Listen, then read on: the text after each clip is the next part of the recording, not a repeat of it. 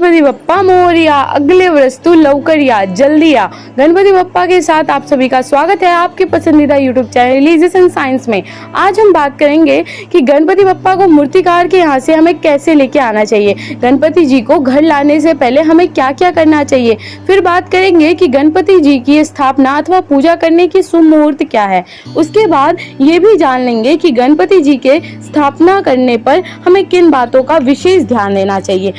अब हम जानते हैं कि गणपति जी को मूर्तिकार के यहाँ से हमें कैसे लेके आना चाहिए। जब हम गणपति जी को लाने जाएं तो लाल या पीले रंग के कपड़े और साथ में चौकी लेकर साफ सुथरा होकर जाना चाहिए। साथ में जब हम गणपति जी को लाने जाएं तो उनसे आग्रह करें कि आप हमारे घर चलिए और हमारे घर में सुख समृद्धि की आगमन करिए। और गणपति जी को लाते समय जयकारा के साथ घंटी, गाजा बाजा और उत्सव के साथ लेके आना चाहिए। और जब हम घर पहुँचे तो गणेश जी की आरती और स्वागत करनी चाहिए। स्वागत के साथ जिनके हाथ में गणेश जी हो उनका पैर धुलाकर उनका टीका अथवा आरती करके गणेश जी को एक साफ सुथरे स्थान पर विराजमान करना चाहिए। तो अब बात करते हैं कि गणपति जी की स्थापना और पूजा की क्या शुभ मुहूर्त है। जैसे कि आप जानते ही होंगे कि गणेश जी की पूजा और स्थापना भाद्रपद मास के चौथ तिथि को किया जाता है। तो सबसे पहले हम जानते हैं कि चौथ तिथि कब से लेकर कब तक है। चतुर्थी तिथि या चौथ तिथि 18 सितंबर के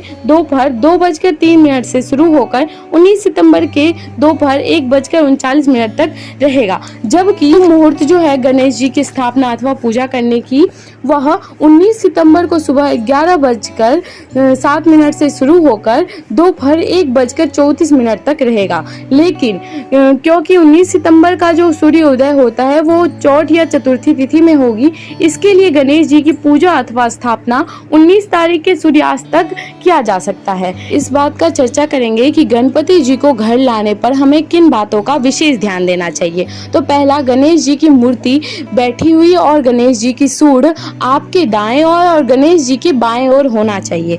दूसरा, गणेश जी की मूर्ति में मोदक, चूहा, जनेऊ अवश्य होना चाहिए और यदि नहीं है तो आप जनेऊ और मोदक अवश्य अर्पण करें। तीसरा, गणपति जी की स्थापना उत्तर दक्षिण दिशा में सर्वोत्तम होगा, लेकिन आप पूर्व पश्चिम में भी कर सकते हैं। लेकिन आप ध्यान रखें कि गणेश जी का मुख दरवाजे के सामने नहीं होना चाहिए। और चौथा, गणेश जी के पीछे का भाग हमेशा दीवार के तरफ होना चाहिए, क्योंकि ऐसा माना जाता है कि गणेश जी के पीछे दरिद्रता का वास होता है। पांचवा, गणेश जी के पूजा भावपूर्ण के साथ अक्षत, दुर्वा घास, मोदक, पुष्प और कर्पूर आरती से कर सकते हैं। और आपके घर गणेश जी के आने से सुख, शांति और समृद्धि हो। और जो गणपति जी घर नहीं लाते हैं उन्हें भी गणेश चतुर्थी को विशेष पूजा करके गणेश जी को प्रसन्न करना चाहिए। Thank you for watching. Ganpati Bappa Morya.